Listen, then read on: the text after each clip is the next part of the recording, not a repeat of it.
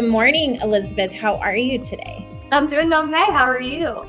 I'm great, and I'm really excited to dive into today's episode with you. So, we are going to do this nice and slow because I want our viewers to really understand and capture everything that we're about to discuss. So, I have been really following your story, and I'm really impressed. Number one, you are very young, and the topics that you are advocating for and the passion that you've put behind this, you have just really put your best foot forward. And I see a lot of people are really supportive of what you're sharing. And so I want to talk about that. I know you are a daughter of immigrants, and I saw you share a little something on social media, that your parents came here with $90 in their pocket and started a life. So that's kind of where I want to start, is with that. Talk to me about that and tell me how that all started for you. Yeah. So both my parents came separately, though their stories are pretty similar. My mom was a little younger. She was only 10. So I think when she talks about it's almost not as painful. It's not as intense as what my dad kind of recalls when he's leaving. He also went through a really traumatic goodbye. He had to say goodbye to his father, not knowing if he'd ever see him again. They would not let his father out. And then he ended up actually never seeing him again, unfortunately. So there's like a lot of pressure. That's like a light way to put it when it comes to me trying to make my parents proud. Not only am I obviously like proud to be their daughter, but I know how much they literally gave up and risked so that I could live here and be here and have the best opportunity possible. So when I was younger, I feel like I almost didn't think about it at all. But around 16, 17, it kind of all just hit me. And I realized what my parents literally gave up, what they risked. Obviously, like you said, $90 is not a lot. My dad likes to tell me stories about how he was in school around 22, 23 years old and had to decide between getting like a McDonald's hamburger to eat that night or taking the subway home. He could only afford one. It's a lot when you think about it. I grew up incredibly blessed. My parents worked their butts off and gave me the best life possible. I don't think I could ever honestly repay them, but every single thing I do comes with the pressure of wanting to make them proud and make that whole trip very much worth it. I definitely, I am a parent. I have 5 kids, and I definitely think that what you have done is extraordinary. I mean, you have graduated college, you have become an author, you have created a project, and we'll talk about that. But you have a voice that has captured millions of people everywhere. And you've also stood up to people that most wouldn't do. I mean, I think in terms of, I can't speak for your parents, but I would definitely say I'm sure you have definitely made them proud. And it's so great to hear someone so young address what they know that their parents sacrificed for them. We as parents rarely hear that, so it's kind of a breath of fresh air. So you are an extraordinary author. You're beautiful. You are modeling. You are doing all these different things. But before you started that, you were looking at figure skating in the Olympics. Do I have that right? Technically, yeah. When I was about 10 years old, we took a family vacation and I ended up at an ice skating rink, honestly, just for fun. We had nothing to do. We were in Florida and it was really hot. I just wanted to do something fun. I had really never skated in my life. And my dad took me and kind of fell in love with this coach who was there. She, I believe, was pretty prominent back in like the former Soviet Union, who like, so he actually knew who she was. But her skating was also so amazing that he told me if I ever really wanted to pursue this, he would, pay for a lesson with her. So I did one 30-minute lesson during that break. And I basically told my parents I fell in love, just like my dad did, with this coach and with the sport, and that that's what I wanted to do. I think they thought I was kidding because when we got back to New York and back to our daily lives, I didn't bring it up for a bit. Then summer vacation came along and I was like, can we go back to Florida and can I skate again? I ended up skating, I want to say about 6 hours a day, every day, all summer, because I knew I was almost 11 years old, which is very late for a figure skater. And if I wanted my parents to see how serious I was, I kind of had to catch up to the kids my age, which was virtually impossible at that point. But I skated every single day, I worked my butt off. And then I told my mom, I want to go to the Olympics. And my parents not only giving up everything and leaving the Soviet Union to come here, but they kind of continued that tradition throughout their lives, being the greatest parents of people in the world. So my mom fully believed in me, packed up our lives, and we moved across the country so that I could be homeschooled, train 8, 9, 10 hours a day, and kind of pursue this. I got a lot further than most people expected. Unfortunately, I was very unlucky with some injuries. In the span of 5 years, I broke my femur. I had a skate to the head. I broke my tailbone twice. I tore my ankle. I broke my foot. The list honestly goes on and on. And then my last injury was a torn ankle, which I was told I would basically never recover from. So I tore 3 ligaments, 2 tendons, my Achilles snapped, and I kind of busted every bone in my foot. So you can imagine what that felt like. I was told I would never skate again, and my dream kind of came crumbling down, and we had to kind of pick up our lives and move back to New York. And I had to be, I think I was around 16. So I went from training 10 hours a day and being surrounded by, my coaches and people I was training with and had known for 5, 6 years, to continuing being homeschooled back in New York, no friends, no family, really, no life, because I had just given all that up, in a cast for close to 7 months in my room by myself, trying to figure out how I kind of go forward. Wow. Now, during this journey, I saw you share something, someone who I think you trained with, someone that you say you love dearly. It looks like someone from childhood during this time that you're talking about.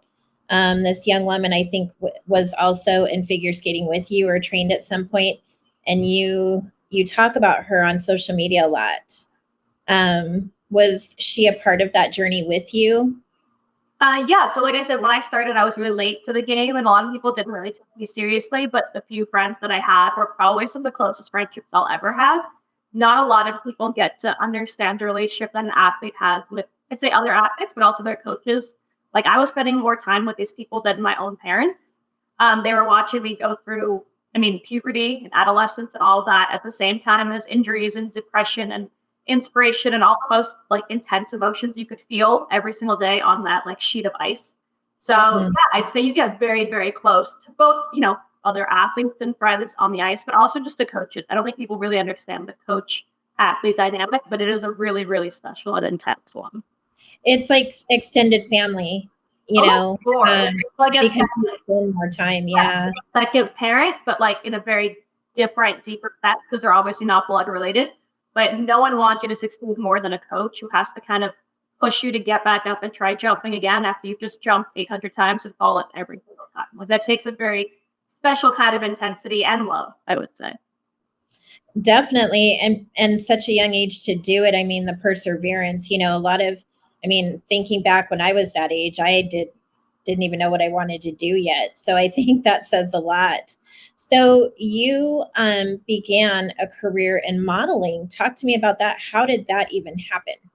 Yeah, it's a really crazy, funny story. Actually, we were in New York. We had recently moved back. I was just out of my cast, still in physical therapy, which went on for years and years, but kind of finally out of my cast and trying to just be a normal teenager for the first time.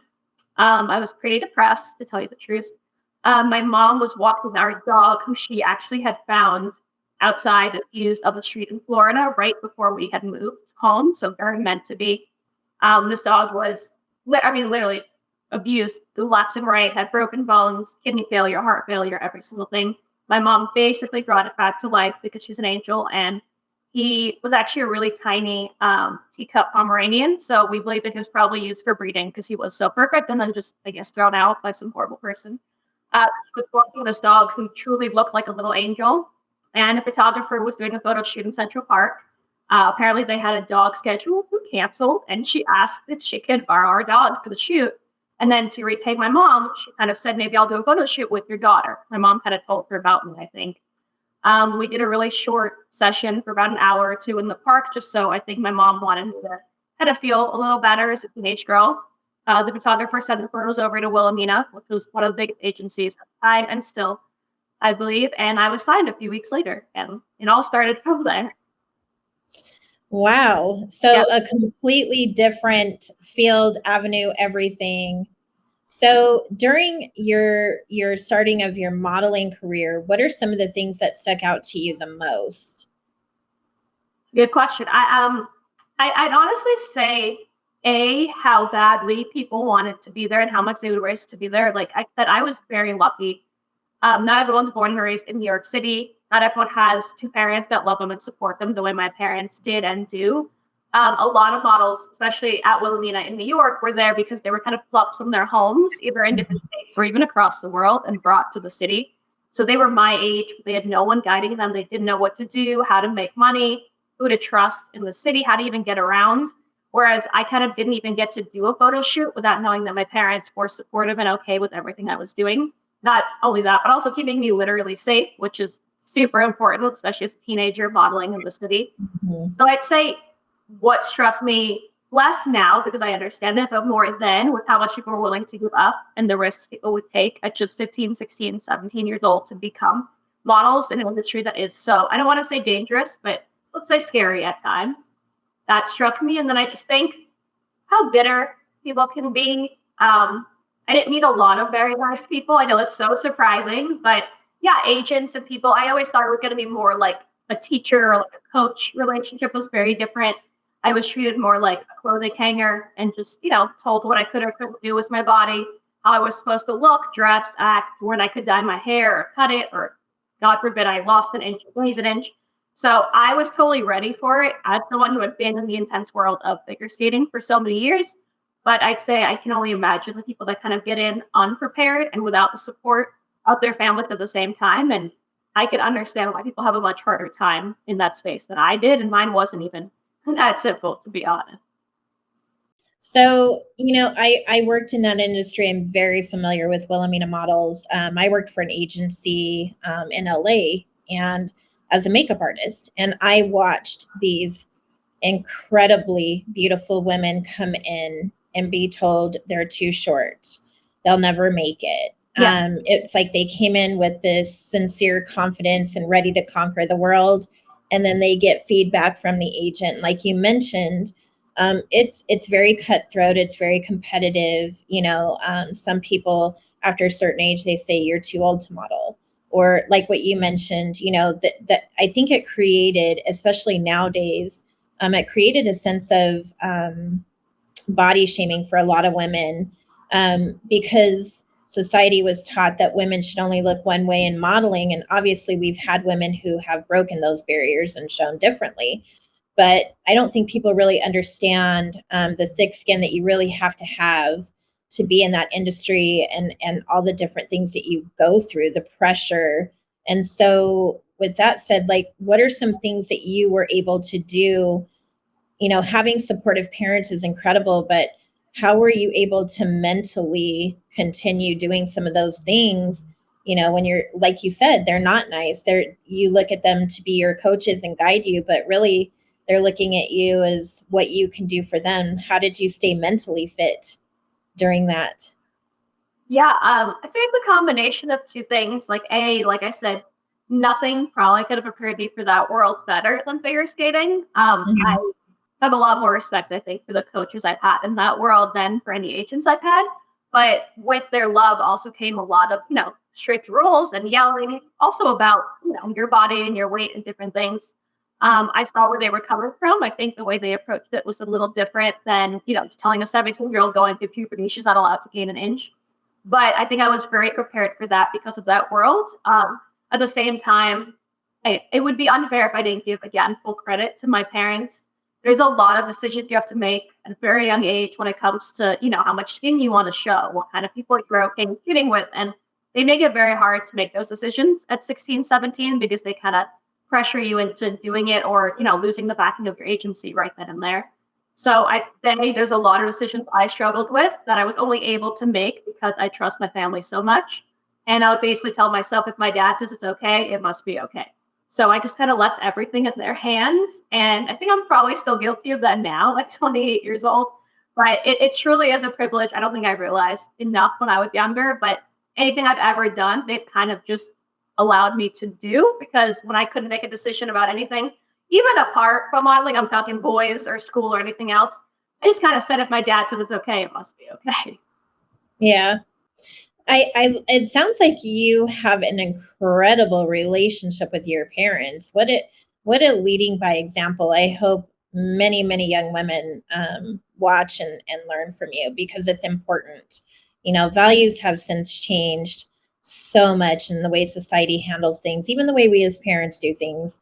I always tell people, parents are never perfect, but I don't think kids are looking for the perfect parent. I think they're looking for happy parents, parents who will encourage, parents who will support, parents who will be honest.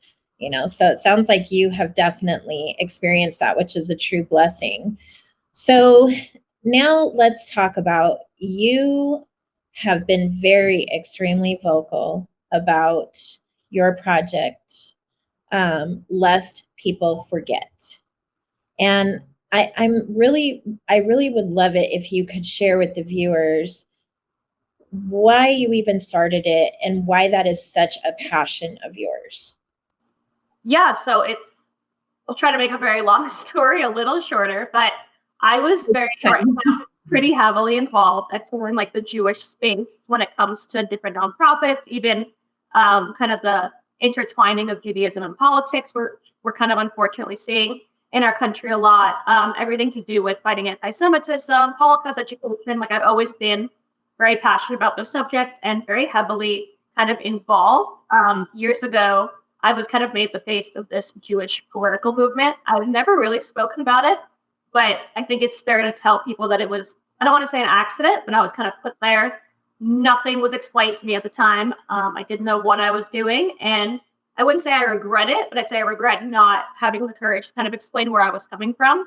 And I think it was in those moments that I realized that politics is great and it's important to a lot of people, but your values and your faith and your religion and all the things that make you the voter probably that you are should come first. So I kind of wanted to separate myself from all that and just focus on the values that I believe are incredible, that I believe I gained solely from my religion.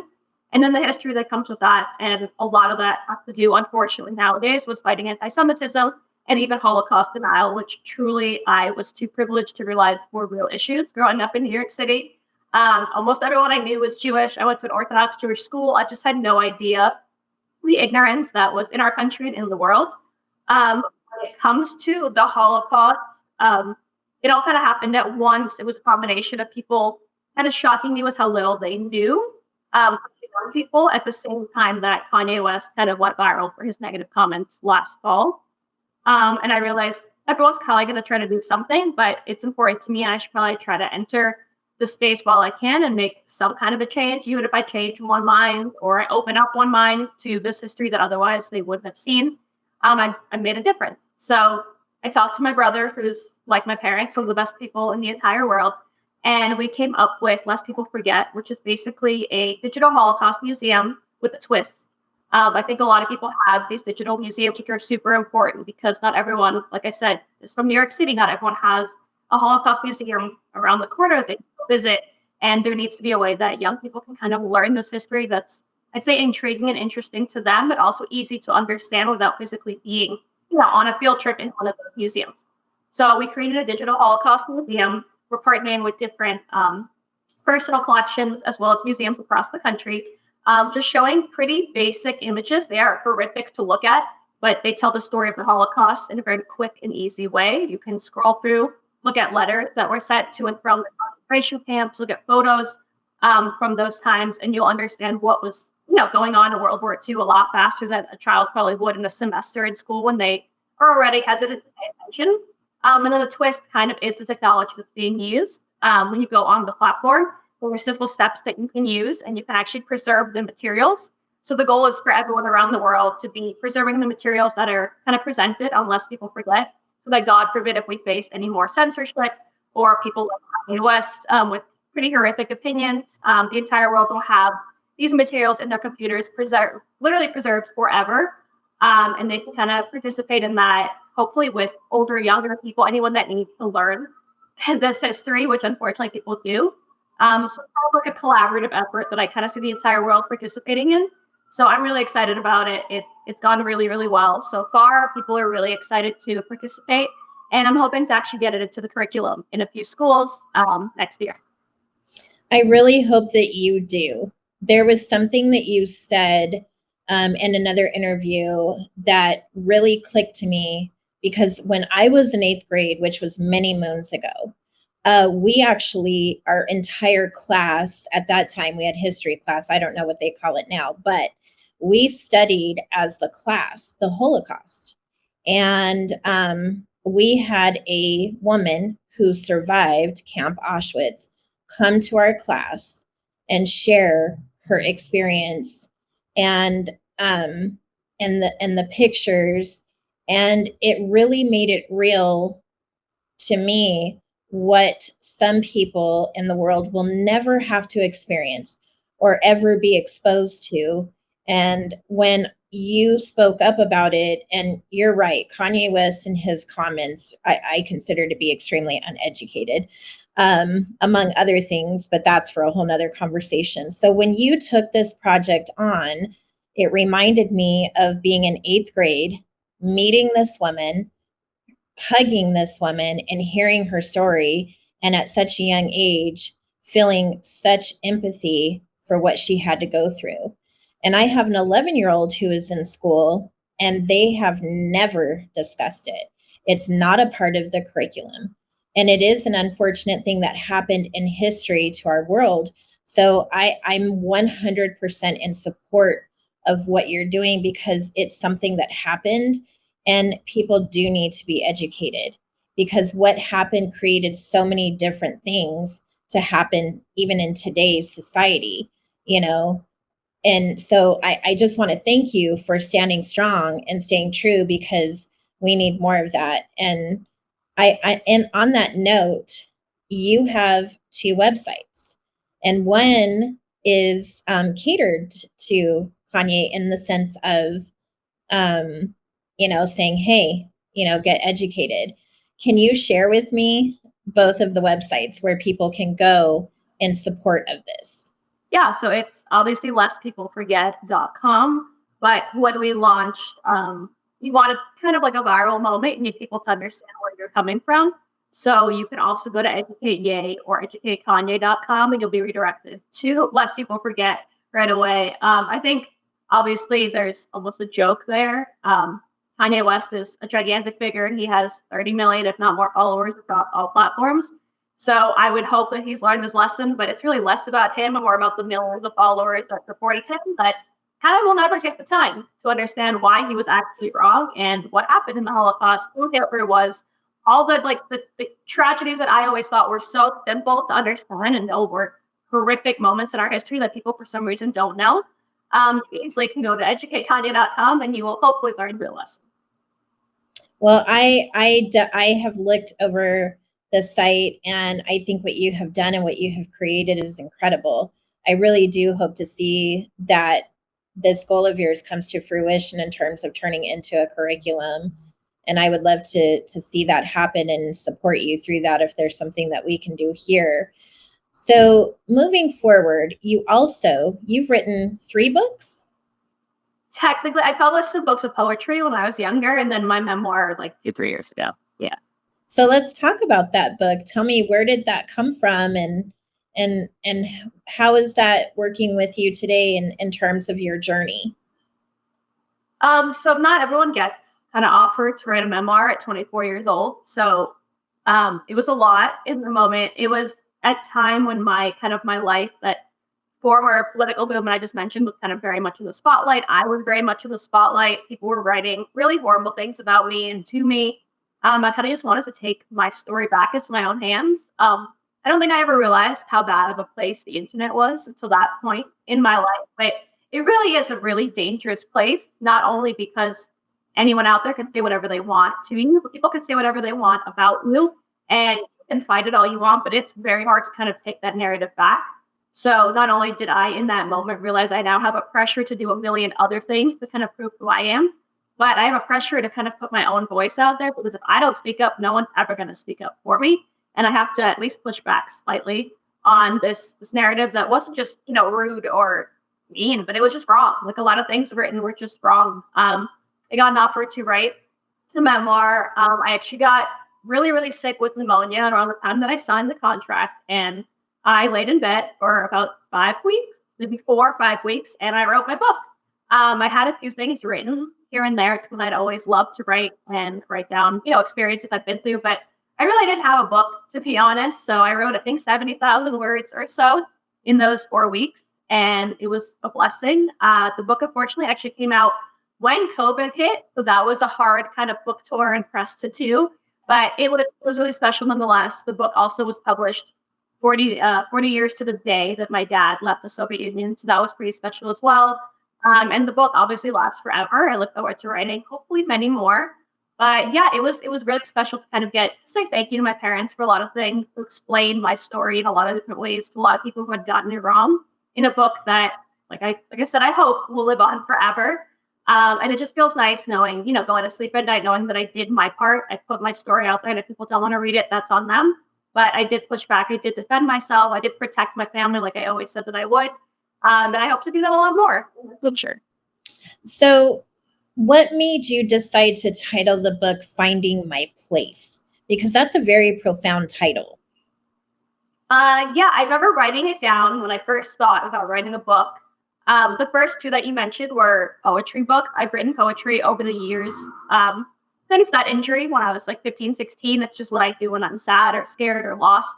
So I think I was probably playing around with titles and with different thoughts. And Finding My Place kind of just came to be. I think it's because so many people maybe didn't know my age or just didn't understand who I was as a person. They kind of put it all out there, thought that they had put it together in like 3 negative news stories, when in reality, I'm just, at that point, I was just a 25-year-old trying to find my place in this world. So I thought that kind of put it out there nicely. It's also finding my place, making my parents' American dream come true. So I think I wanted people to understand not only am I finding my place, but I'm doing that with the pressure of wanting to make sure that my parents' dream of coming here and giving their kids that American dream actually comes true. And that's why I might make some mistakes along the way, but it's kind of because I have that pressure on my shoulders, and that's truly all I'm ever trying to do. When you say the American dream, can you describe what you would consider your personal American dream for you? Yeah, I've had a lot of these conversations with my dad. We have a lot of philosophical conversations. I think in general, I always reference this one quote. It's a Ralph Waldo Emerson quote. He had it on his desk. When I grew up, I always wanted to be just like my parents. I think that's been pretty clear in this interview, but I love to even do my homework in my dad's office. So whenever he wasn't in there, I would sit in his office and I would do my homework, and I would look at this quote that was just sitting there. And it's, do not go where the path may lead, go instead where there is no path and leave a trail. And the way my dad always described it to me, within the Soviet Union, you don't get to leave a trail. You have to go where the path leads. No one gets to dream. No one gets to do what they want to do. If you pursue what you want to do, you do it in the dark, in the basement, without people finding out. You don't really get that American dream. It's not just, the paycheck and the house and the field and, all those things. It's the ability to get to kind of form your own trail, which I don't think people understand is what makes America as special as it is. People around the world dream of a life where they can kind of make their own choices, even fail at those choices, but they get to make them. And that really only happens here. So I think making my parents' American dream come true was just obviously succeeding at everything I want to do. I'm always going to want to succeed, but just being able to stay true to myself and kind of do whatever it is that I want to do and ignore the path that people expect me to be on, because that's something for other people to do. We don't do that in this country. We don't have to do that in this country. That's why we're so lucky. So my parents gave up everything so I could do whatever I wanted to do and hopefully leave a trail and inspire others to do the exact same thing. So moving forward, what is next for you in the near future? Do you have something that you are really pushing towards doing next? There's a lot of things. I'm 28, which terrifies me in my brain. I love that you said I'm still young. That kind of calmed me down a little. But there's a lot of things I kind of want to do while I feel that I'm still young in the sense that I'm not worried right now, at least, about, being a mom and kind of taking that next step in my life, at which point, like my mother did, I'll have to give everything to my children proudly. So I think it's just about kind of deciding everything I want to do before that point. I just graduated with my master's in May. So I'd like to go back to school and get my GED. That's one thing I'd like to do. I also am working on a culinary degree on the side as well. I want to open a restaurant one day, and I love food. When COVID started, I got a culinary certification. It was a 6-month course. So I'd like to do that as well. So those 2 degrees. that's that. I'd like to write another book in the near, I'd say, year or two. I have a few ideas that I'm messing around with, but haven't actually picked one. Um, I'm lending my voice a little bit more to TV and radio like I used to do, but kind of with my own spin nowadays. I think before I always thought that I had to do what people expected of me. And now I realize that's the opposite of what anyone wants. And the reason I'm invited on the shows is because I don't say what's expected. So I think lending my voice more, getting involved in ways that I can, continue volunteering. I've always been in the nonprofit space. So hopefully start a real nonprofit in the next few years. There's obviously a lot out there. I want to keep modeling until people officially tell me I'm too short, too fat, too old, whatever else they want to come up with. I'm going to keep going until they really, really stop me. Yeah, I just think living the best version of the life that God's given me. I've been super blessed with every opportunity under the sun. I don't believe in waiting for the door to open. I kind of believe in knocking it down yourself. So I'd say knocking down any door that I see remotely accessible to me, if I can kind of succeed in that space as well. It's always what I've wanted to do, is to succeed in any space that I can kind of get my way into. So in terms of you opening a nonprofit, what type of nonprofit would you open? So I've worked kind of along the way on different nonprofits, all the way from, charities that are helping children to political to everything in between. And I've always felt the best actually like on the front lines volunteering. There's nothing better than volunteering during the holidays, especially, but at food banks and, helper shelters, that's where I kind of thrive. I've never felt better than those moments. And that's, I think, when I realized like why I was put on this earth. So for me, it's always been about homelessness, fighting homelessness. I think it goes back to my parents. Not everyone knows what it's like to sleep in a warm, comfortable apartment with, nothing but love surrounding you. And it truly breaks, like shatters my heart. So people don't have that. So anything that I could do to kind of give someone that feeling and keep as many people off the street as possible would be number one. As crazy as it sounds, I know a lot of people have said that, but ending homelessness in my lifetime would be a pretty good goal. You have a servitude heart, which is incredible. And then in terms of restaurant, you opening up a restaurant, what type of food? What would your focus be? I want to do like an American, maybe American French kind of fusion restaurant, but I would like a hidden omakase counter in the back. I'm obsessed with sushi. I always have been. Taken a few courses under a sushi chef. So I'd say something in that space. That's currently the idea. I'm sure I'll have a million more, but I want something pretty fancy where I can just kind of enjoy the art of, deciding on a menu and, finding a chef and all the special things that come with that. I worked at an incredible restaurant in New York for a few years and fell in love with that space as well. So maybe even a few restaurants, who knows? But I think that's where I'll start. Well, I'm going to tell you something that I tell all 6 of my kids. I have a bonus baby. The sky is not the limit. And, there is no such thing as a perfect opportunity. So you keep banging those walls down and keep, blasting through and breaking all those barriers, because you have a lot of young women who are watching you. But you also have women like myself, who are watching you lead by example. What you're doing is very brave. Do you think that you see yourself maybe in some point more into the political world in the future? Is that something on maybe your future horizon as well? I think so. I've dabbled, as people know. I think I got very lucky to have dabbled in this space that is so, I don't want to say poisonous, but it's rough. With, again, parents that I trusted with my life to kind of make the right decisions and not, fall too deep into a world that I probably wasn't ready for. So I don't think I'll go back till I'm ready. But when I am, yeah, I just think we've reached the point where people want everyday Americans to get involved. They want people that just want to see a change and just want to see the world be a better place, get involved. And there's nothing I want more than that. So I'd say that the dabbling, kind of getting my foot wet in that space, will stay with me for a very long time. And I think people always say you kind of get sucked in once you've tried it, you can't get out. So yeah, I definitely see myself going back at some point. Well, we wish you nothing but the very best, and congratulations to you. Embrace the bravery that you have, and just keep rising and shining, being the light that you are. And thank you for spending time with me today. It's been truly an honor. And I have one last question for you, and this wasn't planned. Is there anything that we don't know about you in the sense of the quirky side, the fun side of Elizabeth? Fun side. Yeah, I mean, like you said, I shared a lot with the world. I don't know what's not out there. I'd say the side people don't really see is the one that really doesn't want to grow up, that wants to sit at home and cry watching The Little Mermaid, which I do like any chance that I get. Um, I love everything Disney and everything kind of little kid like, and I would love to stay 10 forever. I think people grow up way too fast nowadays, and I thank God every day my parents kind of kept me away from that. But yeah, I'd say the side people don't see is extremely awkward, extremely quirky. Probably hard to look at sometimes because my dance moves are the worst, but I love to do them anyway. So yeah, people miss a lot of that side of me, but I promise it's there, and I have to hide it quite a bit when I do anything professional like this. But that is me majority of the time.